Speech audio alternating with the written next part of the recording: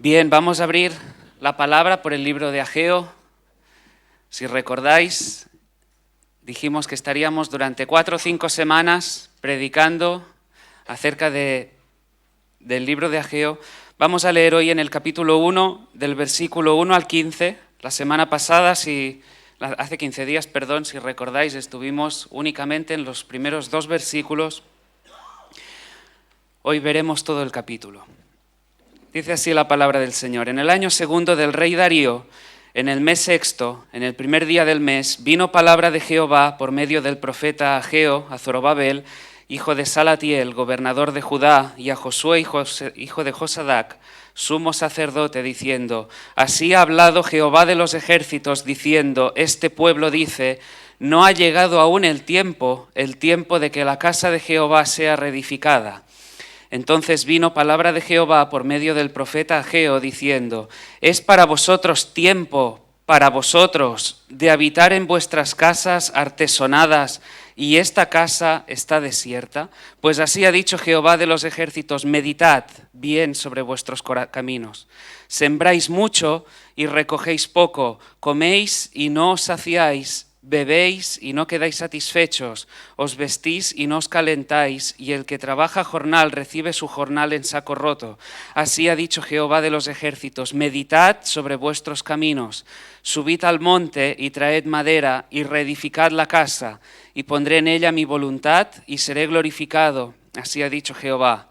Buscáis mucho y halláis poco, y encerráis en casa, y yo lo disiparé en un soplo. ¿Por qué? Dice Jehová de los ejércitos: por cuanto mi casa está desierta y cada uno de vosotros corre a su propia casa.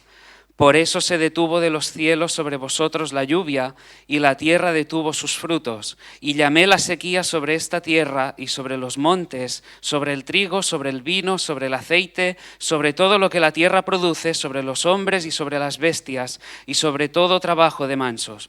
Y oyó Zorobabel, hijo de Salatiel, y Josué, hijo de Josadac, sumo sacerdote, y todo el resto del pueblo, la voz de Jehová su Dios, y las palabras del profeta Ageo, como le había enviado Jehová su Dios, y temió el pueblo delante de Jehová. Entonces Ageo, enviado de Jehová, habló por mandato de Jehová al pueblo, diciendo: Yo estoy con vosotros, dice Jehová. Y despertó Jehová el espíritu de Zorobabel, hijo de Salatiel, gobernador de Judá, y el espíritu de Josué, hijo de Josadac, sumo sacerdote, y el espíritu de todo el resto del pueblo, y vinieron y trabajaron en la casa de Jehová de los ejércitos, su Dios, en el día 24 del mes sexto, en el segundo año del rey Darío. Hasta aquí la palabra. Como dijimos hace unos días, es nuestra oración cuando estábamos meditando sobre cuál era la siguiente serie sobre la que compartir a la iglesia, cuál era la palabra que del Señor venía para la iglesia, poder compartir acerca de este libro, un libro pequeñito de apenas 2 capítulos, pero con un contenido, decíamos, de suma, de vital importancia para la iglesia. Un mensaje potente, poderoso para el pueblo de Dios en aquellos días, hace muchos años, pero un mensaje igualmente, esperamos y oramos, que potente para la iglesia de hoy. Si recordáis, dijimos que Ageo era uno de los profetas que había ministrado a la nación después del exilio en Babilonia. ¿Qué es lo que había estado ocurriendo? Lo dijimos y recordamos muy brevemente. Dios, vez tras vez, había estado llamando al pueblo al arrepentimiento, que dejaran atrás todos sus pecados y que se volvieran a Él. ¿Pero qué hacía el pueblo? Ese pueblo de dura cerviz, ese pueblo endurecía aún más su corazón, y después, año 585 a.C., el rey Nabucodonosor, rey de Babilonia, destruyó Jerusalén, saqueó el templo, y la mayoría, una gran cantidad de judíos, se fue al exilio ahí en Babilonia. Dijimos, durante el cautiverio, eso sí, Dios seguiría manteniendo la esperanza del pueblo. Seguiría manteniendo viva esa llama de la esperanza, profetizando, anunciando a través de los profetas que volverían a Jerusalén, que volverían a aquella tierra y que volverían a construir el templo. Y así las cosas, Ciro, rey de Persia, emitió un decreto en el año 538 a.C. que permitió que esos judíos regresaran, que regresaran a aquella tierra, Jerusalén, y que pudieran empezar a reconstruir ese templo. Y dijimos, Ciro, ese rey, ese hombre, citado por nombre en el libro de Isaías, del profeta Isaías, cientos de años antes. Así que muchos judíos regresaron del exilio, liderados por Zorobabel, y liderados también por Josué. Inicialmente, nada más llegar, se pusieron manos a la obra. Nada más llegar, se empezaron a trabajar. Pero dijimos, vendría la oposición, vendrían las dificultades y la obra pararía. Pero empezaron a trabajar y en un sentido podía parecer que hubiera esperanza, que hubiese un futuro prometedor. Y habían ido transcurriendo ciertos años desde el regreso, ¿y qué es lo que tenemos? Nos lo describe aquí la palabra del Señor de una manera muy clara. Vemos a un pueblo, vemos hombres, mujeres que trabajan, hombres, mujeres que comen, que beben, que están entregados a sus rutinas, que están entregados a su día a día, a sus quehaceres, entregados a sus negocios.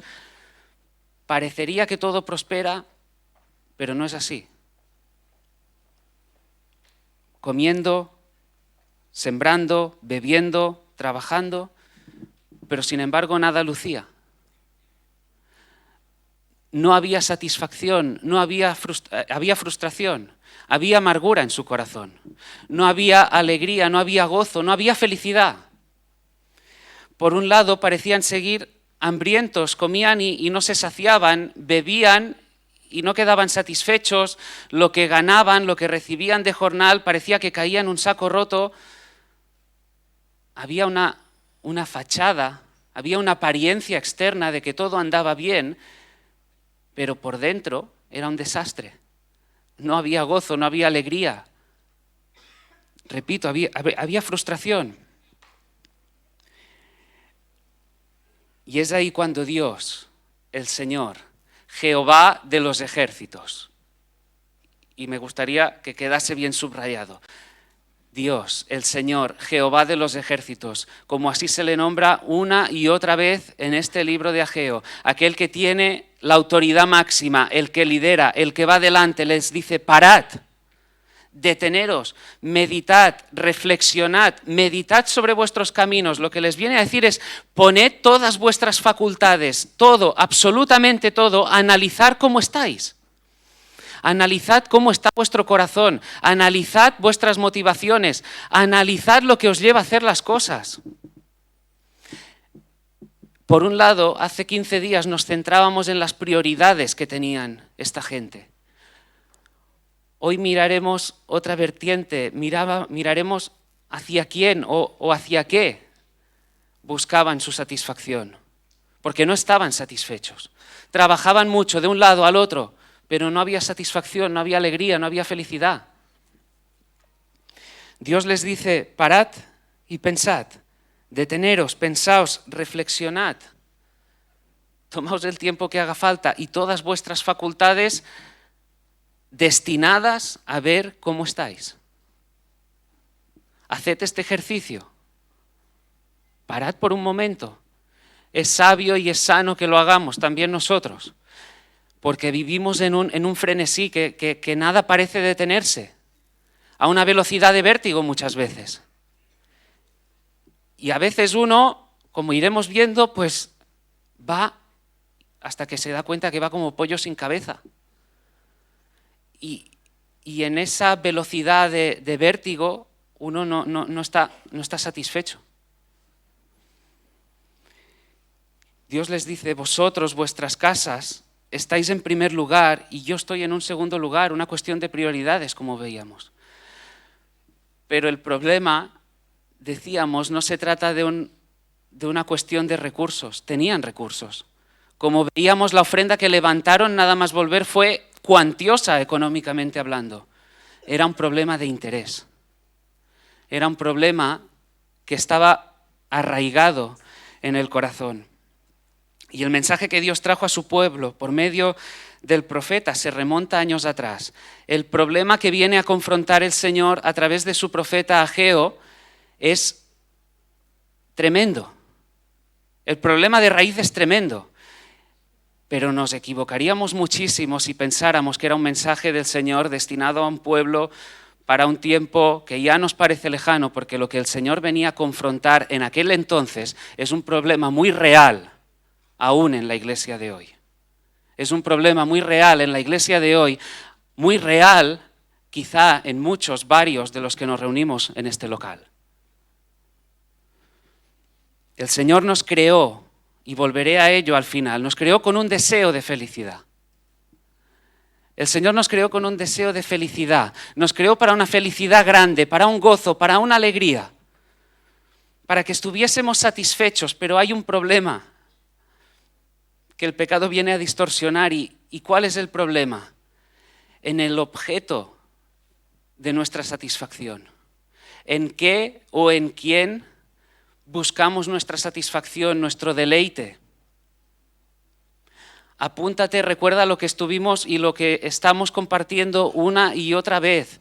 ¿Cuál es la prioridad máxima del creyente? Poder glorificar al Señor mientras nos deleitamos en Él.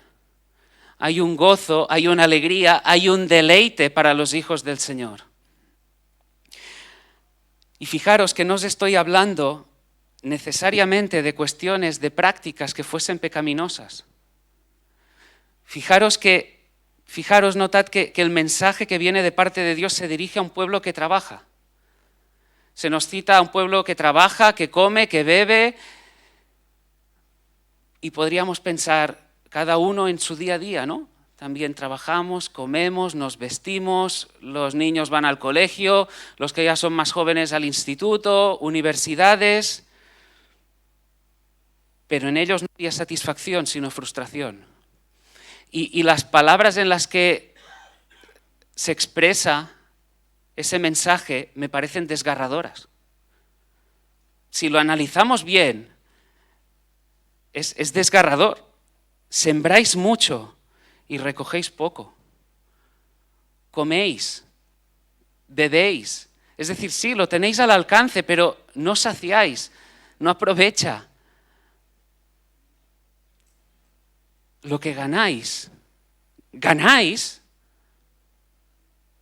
pero como en saco roto. Dicho de otra forma, a ver si nos resulta quizá algo más familiar. Todos nosotros, todos vosotros, tenemos nuestro día a día, tenemos nuestros horarios, tenemos nuestros quehaceres. Nos entregamos al trabajo, a la familia, al hogar, al matrimonio, los niños, la iglesia, el ministerio, lo que sea, cosas en sí buenas, bendiciones, grandes bendiciones del Señor.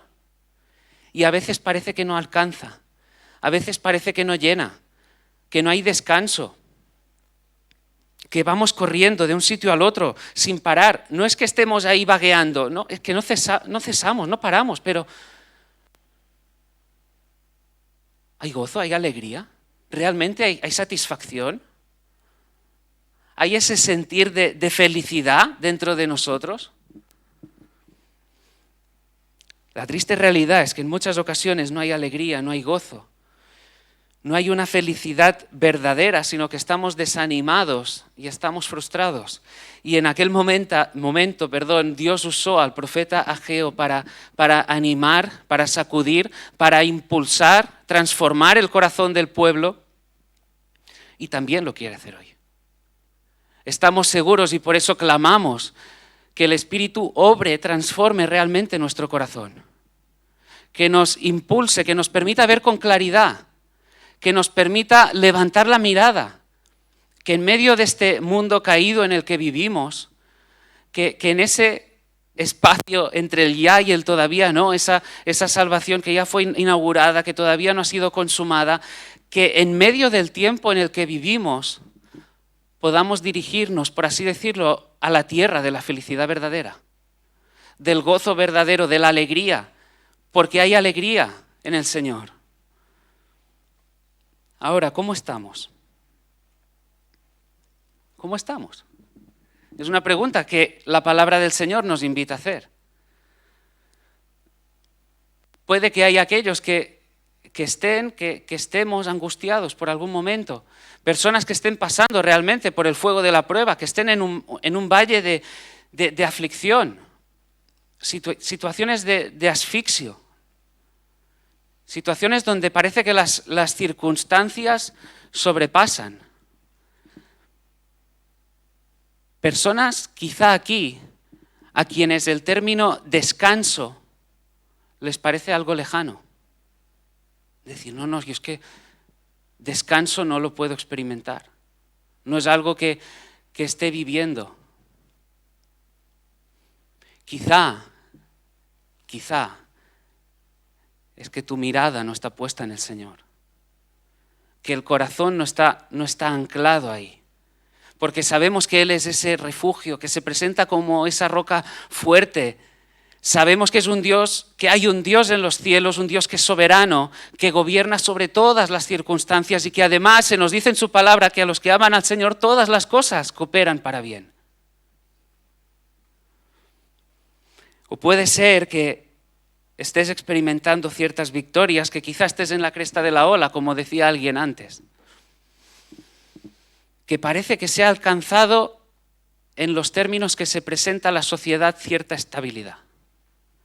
Que en el hogar hay paz, que en el trabajo las cosas andan bien, que este trabajo te permite tener una buena economía para tu entretenimiento, tus placeres. Pero ¿qué hay de lo espiritual? ¿Estamos bien? ¿Estamos anclados en esa fe? ¿O hay pobreza espiritual? Hay debilidad. Iglesia, el Señor nos llama a considerar, nos llama a meditar, como vimos hace unos días, cuáles son nuestras prioridades. ¿Quién está en primer lugar? ¿El Señor u otras cosas? ¿Quién hay encima de todo, en la pirámide, en ese orden de prioridades? ¿Está el Señor? Pero por otro lado, también nos llama a ver dónde buscamos la satisfacción, dónde buscamos el gozo verdadero, dónde buscamos el deleite, dónde encontramos la felicidad verdadera.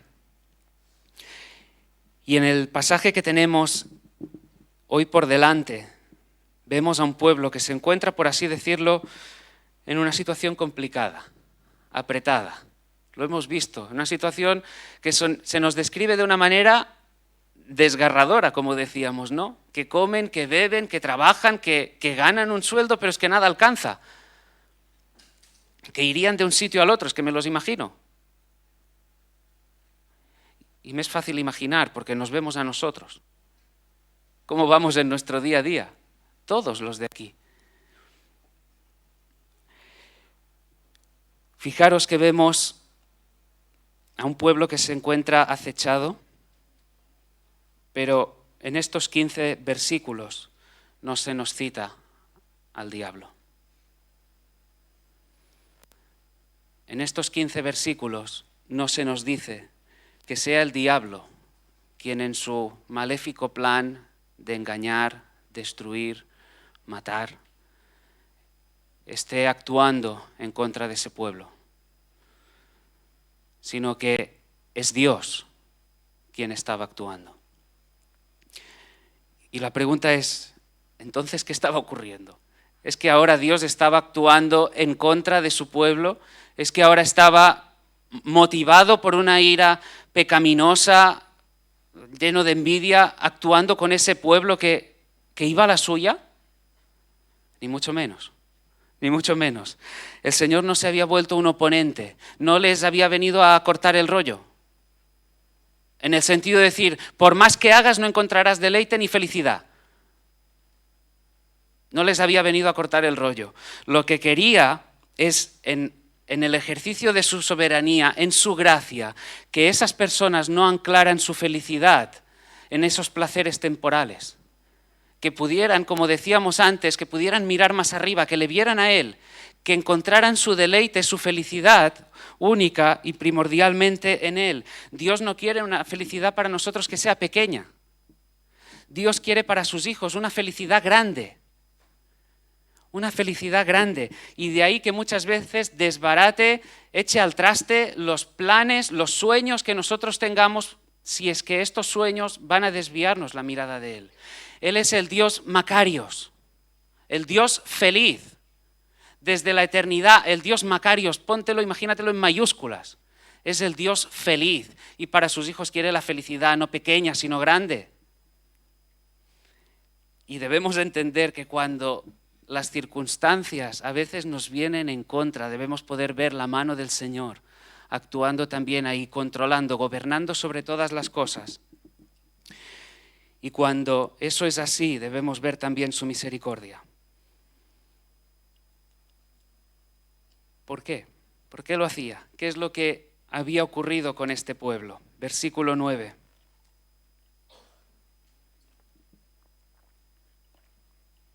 Dice, buscáis mucho y halláis poco, y encerráis en casa, y yo lo disiparé en un soplo. ¿Por qué?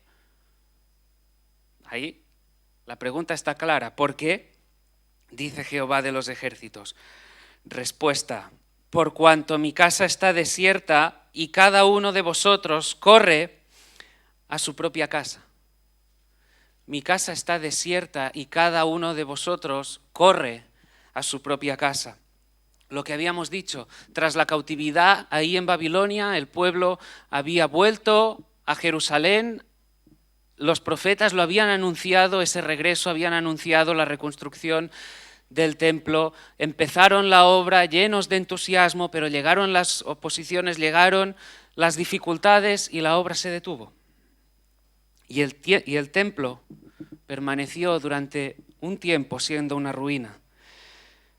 Los habitantes de Jerusalén se habían dedicado a sus propias casas, se habían dedicado a sus propios negocios, sus propios asuntos, iban a la suya, a los placeres, el entretenimiento, lo que les venía en gana, lo que pensaban que podía ser algo satisfactorio para ellos, desviando su mirada del Señor. Como si les dijera, para lo tuyo corres, tus placeres, tu tiempo, tus negocios, tu familia, en lo que tú quieres pasar, para lo tuyo, ahí estás, corres. No hay problema alguno. Para lo tuyo estás ahí, corriendo enseguida. No hay nada ni nadie que te tenga que animar. No, ya estás. Y para lo tuyo te esfuerzas, haces lo que haga falta. Y sin embargo, parece que las cosas del Señor tienen que esperar. Que Dios mismo tiene que esperar. Que Dios y las cosas de Dios, que el avance del reino de Dios tiene que esperar. ¿Y qué hizo el Señor? Versículo 11, llamó a la sequía. Fue Dios mismo quien mandó una sequía sobre su propio pueblo. Y decimos, no lo hizo en un arrebato de ira. La ira pecaminosa es cosa de los seres humanos. El Señor hay una ira santa, en todo caso. Pero no era el caso. En un ejercicio de amor, de misericordia, en una extensión de gracia de nuevo de parte del Señor, mandó a la sequía para que este pueblo volviera, regresara. Se habían olvidado de la casa del Señor. Hay cosas que estuvimos viendo hace 15 días, pero que voy a estar repitiendo para que se nos quede clara. Al Señor no le importaba el edificio, no le importaba el local, no le importan estas 4 paredes. Se trataba de algo mucho más profundo. Lo que había en el mensaje de Ageo de parte de Dios era algo muchísimo más profundo que cómo estuvieran las 4 paredes. Era algo mucho más profundo. Dijimos, el tabernáculo y el templo eran los lugares donde el Señor manifestaba su gloria, donde había esa presencia especial, donde se recreaba lo que Adán y Eva perdieron en el paraíso a causa del pecado. Esa comunión íntima con el Señor. Y lo que estaba ocurriendo es que el pueblo estaba teniendo en poco esa gloria de Dios. iban a lo suyo, se ejercitaban en lo suyo, para lo suyo corrían, pero para Dios no me pidas mucho. Y Ageo dice, el Dios del pacto, el Señor, el Creador, el autor de todas las cosas, el Señor y el Dios del pacto ha dejado de ser vuestra prioridad y vuestra satisfacción. No tenían tiempo para Él, no tenían tiempo para su obra, no tenían tiempo para la expansión del reino. Y eso es algo que también ocurre hoy en día. Repito de nuevo, caeríamos en un tremendo error si leyéramos la palabra del Señor, libro de Ageo, y pensáramos que es un mensaje que se dirigió al pueblo cientos de años atrás. Te equivocas. El problema que estaba viviendo aquel pueblo es un problema real en la iglesia de hoy y en la iglesia hoy aquí. Es un problema muy real. Y por eso pido y le oro, clamo al Señor para que el mensaje de Ageo, las palabras de Ageo con la profundidad, la contundencia y el impacto que tuvieron hace cientos de años, lo tengan también hoy aquí, a lo largo de estos días, mientras estemos predicando esta serie. Porque es una triste desgracia que aquellos que se saben salvados por el Señor vivan una vida de miseria, una vida miserable, de frustración, cuando hay satisfacción, cuando hay dicha, hay felicidad, hay gozo, alegría prometida de parte del Señor.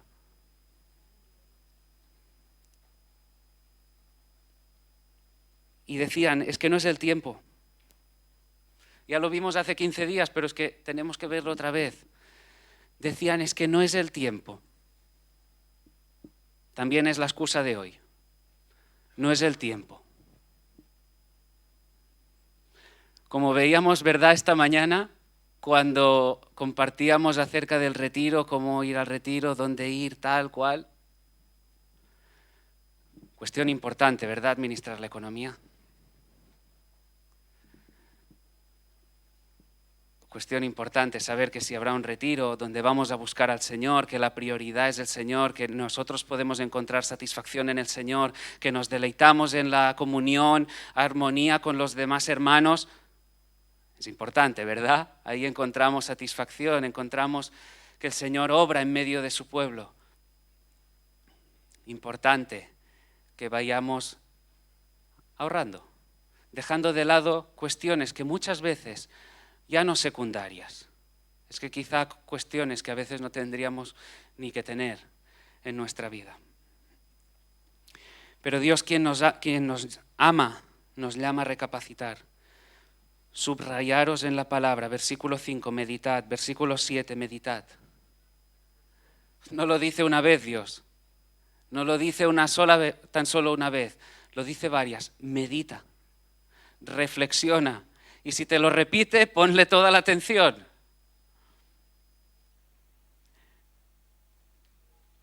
Me encanta, le escuché al pastor Israel Sanz, dijo, la apatía hacia la casa es apatía hacia la presencia de Dios. Desdén hacia la habitación es desdén hacia el habitante. Olvidarse del santuario es olvidarse del santo que vive en él.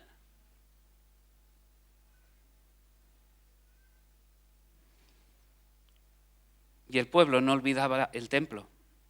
Si hubiésemos preguntado a ese pueblo por el templo, te hubiera dicho, importante, como hoy aquí, si alguno de vosotros voy y le pregunto a la iglesia, me dirá, no, importante. Sí, importantísimo. Cada domingo. Pero sin embargo también hay esto otro, a ver si os suena. Yo reconstruiré, yo haré, yo me levantaré. Pero quizá mañana. Hoy no es el día.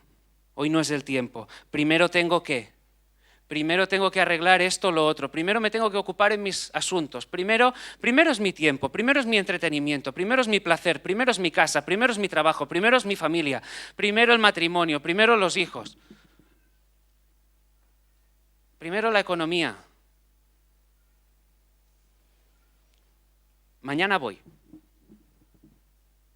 Y aún si es mañana.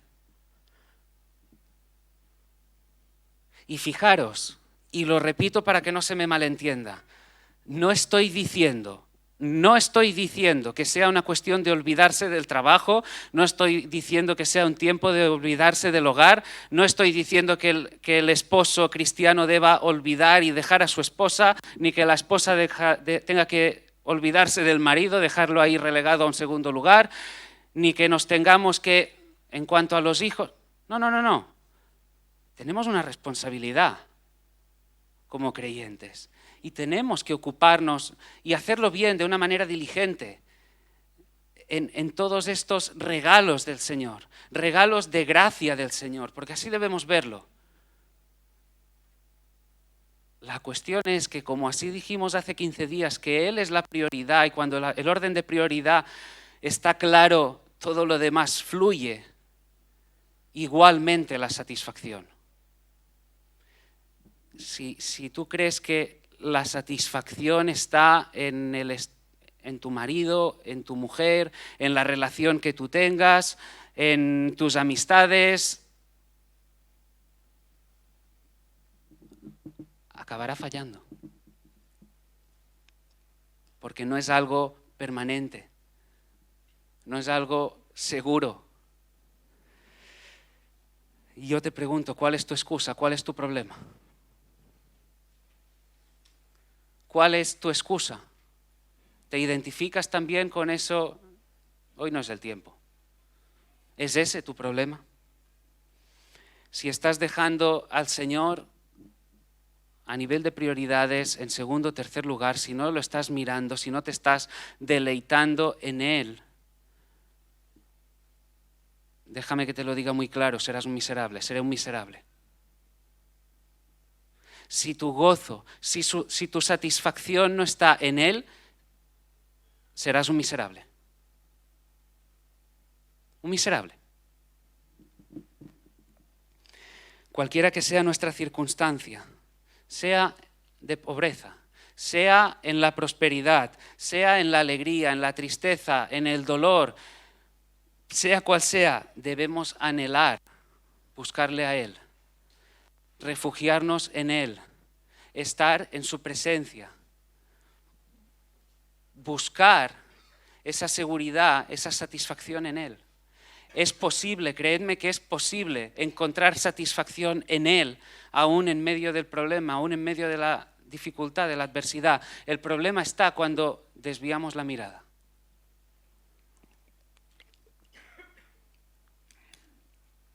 Tenemos el ejemplo del rey David, rodeado de placeres, también experimentó la sequía. Él pecó y cuando se vio confrontado con su pecado, emitió un grito desgarrador. Señor, no me eches de delante de ti. No me abandones, no me dejes solo. Sabía que necesitaba al Señor, que aún en medio de la circunstancia concreta que estaba viviendo, necesitaba al Señor. No necesitaba a nadie más. En el Salmo 4, ¿quién nos mostrará el bien? ¿Dónde está el bien? ¿Dónde está la plenitud? Dice, alza sobre nosotros, oh Jehová, la luz de tu rostro. Tú diste alegría a mi corazón. Tú diste alegría. La alegría principal, primaria, proviene del Señor. Y debemos anhelar andar en su presencia, contemplar su rostro, su hermosura. Cuando oramos, decir, Señor, asómbranos, Señor, hazte grande, no es cualquier cliché, no es una expresión sin más. Es porque debemos verlo así. Es cuando nos sentimos asombrados, cuando vemos lo que Él ha hecho, cuando podemos abrazarlo de verdad, cuando nos sentimos, sí, como poco, como somos, ¿no? Decir, Señor, eres lo más. Esa debe ser nuestra oración. Muchas veces se dice, Dios primero. Mientras tenga al Señor no necesito nada más. Y decimos amén a eso. Dios primero. Y mientras lo tenga Él, mientras podamos tener satisfacción en Él, no necesitamos nada más. Amén. ¿Dónde está el problema? Cuando lo decimos pero no lo vivimos. Cuando decimos, sí, el Señor lo primero. El Señor es lo primero en mi vida, en Él hay la satisfacción, sé que hay la satisfacción, pero no lo vivimos, no hay una coherencia entre lo que declaramos saber o poder vivir en Él y lo que realmente vivimos.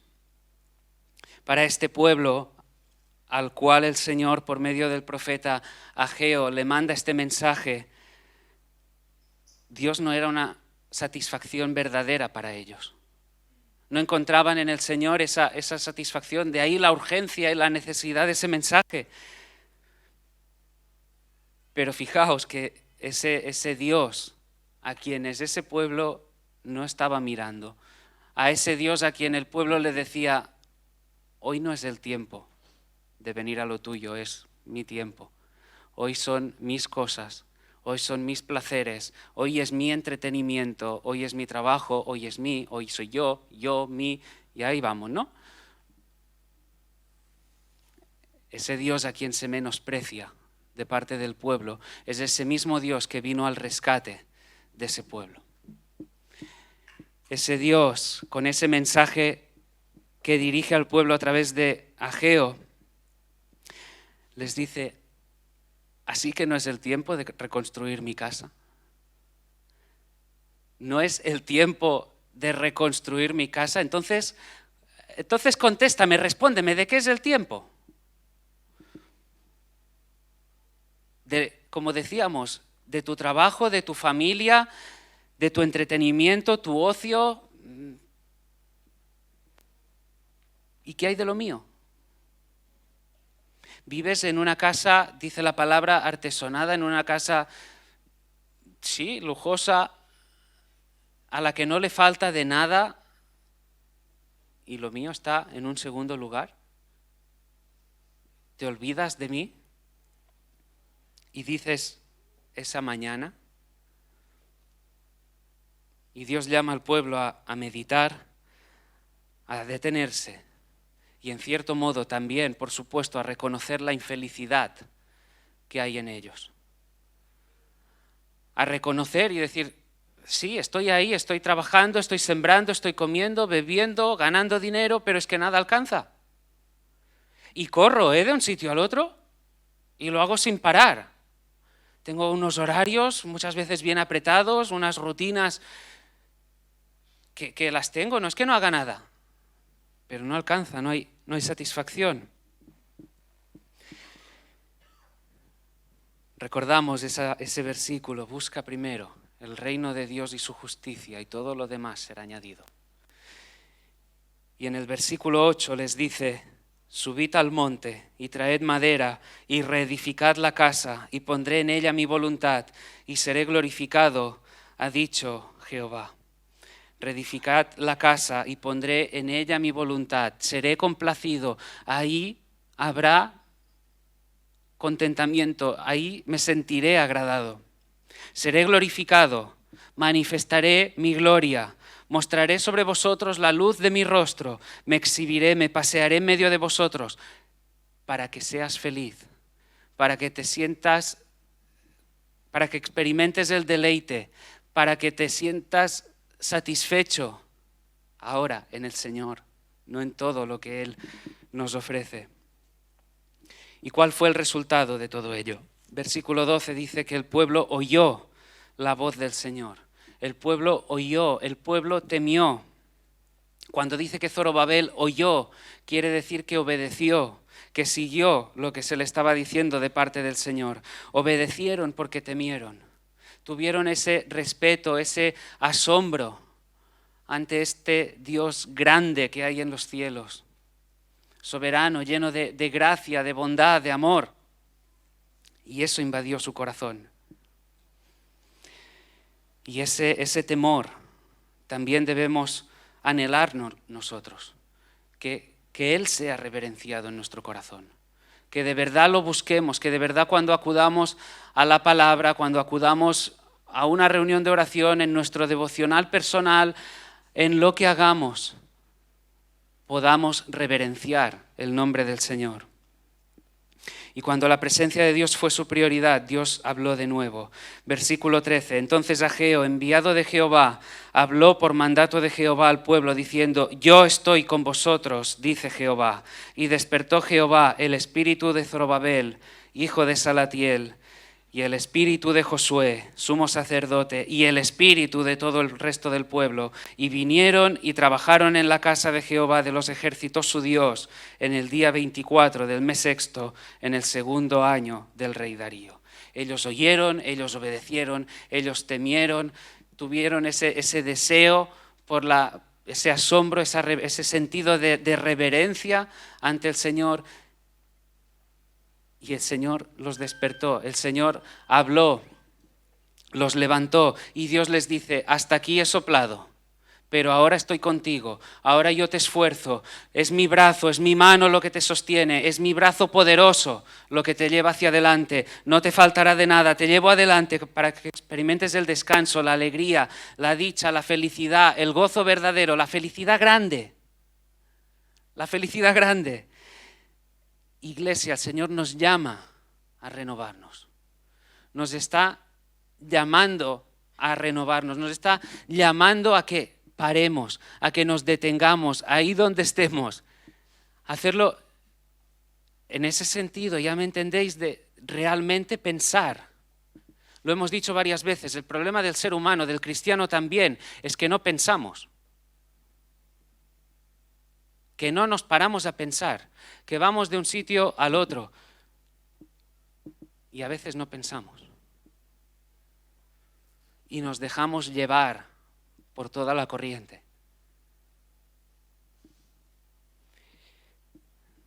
Quiero hacer un apunte final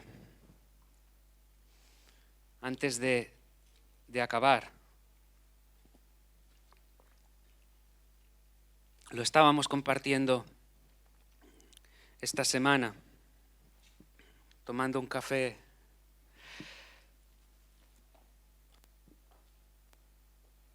Y es un apunte final que de verdad quisiera que estuvierais atentos, porque el día que lo vimos, que lo entendimos, por lo menos, sí, Melissa y yo, es aquello: Señor, ¿cómo puedes? Tú eres grande, tú estás lleno de gracia. En cierto punto del mensaje os he afirmado, y he tratado de afirmarlo de la manera más rotunda que en mis debilidades pueda, y solo es aquello que uno tan solo puede acercarse, y lo que voy a decir a continuación, uno se siente pequeño a la hora de decirlo y quizá no pueda transmitir todo, lo intentaré si el Señor me lo permite, pero Él nos creó con un deseo de felicidad. Él nos creó con un deseo de felicidad, y para que podamos experimentar una felicidad, y no una felicidad cualquiera, no algo pequeño, sino grande, asombroso, tremendo. Porque Él es el Dios, lo he dicho, Makarios. Es el Dios feliz. Es el Dios feliz desde la eternidad y hasta la eternidad, por siempre. Dios feliz, el Dios Trino, Padre, Hijo y Espíritu Santo, una relación trinitaria en la que cada uno de ellos se deleita y es feliz con el otro. Desde la eternidad, desde antes de que todo fuese llamado a la existencia. C.S. Lewis lo describió así: Dios no es una cosa estática, sino una actividad dinámica y pulsante, una vida, casi una especie de drama, casi, si no me tomáis por irreverente, una especie de danza. Dios se mueve constantemente. El Padre danza, por así decirlo, alrededor del Hijo y del Espíritu Santo. El Hijo a su vez no se sirve así, sino que orbitea alrededor del Padre y el Hijo. Y el Espíritu no se glorifica así, sino que también danza alrededor, glorificando al Padre y al Hijo. C.S. Lewis continúa diciendo: y bien, ¿y qué importa todo esto? ¿Y qué importa todo esto que estoy diciendo? Importa más que cualquier cosa en el mundo. toda danza o patrón de conducta de esta vida tripersonal debe ser llevado a cabo en cada uno de nosotros. El gozo, la alegría, la paz, la vida eterna son una gran fuente de energía y belleza que emana desde el centro mismo de la realidad. Y tú no te preguntas, yo me pregunté, bueno, Señor, si yo no te añado nada, si yo, criatura pequeño, débil, con mis carencias, entonces, ¿por qué nos creas? Porque nosotros no te añadimos nada. A un Dios glorioso, a un Dios que es feliz, que ya era plenamente feliz, que no necesitaba que nadie ni nada le añadiese, porque no podemos nada. ¿Qué sentido tiene todo esto? La respuesta simple, pero preciosa, es que Dios no nos creó para que nosotros le proporcionásemos a Él gozo, sino para proporcionárnoslo Él a nosotros. Desde la eternidad pasada, desde la alegría, desde la felicidad verdadera, desde el gozo verdadero, desde el gozo pleno, Él nos creó para la alegría, para la felicidad verdadera, para la satisfacción verdadera. En Él, solo en Él, Dios nos creó para invitarnos a bailar.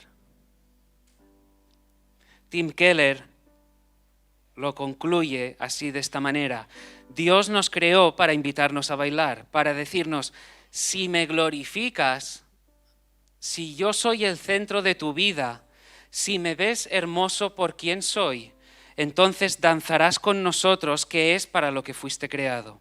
No solo has sido creado para creer en Dios o para tener cierta inspiración cuando las cosas van mal.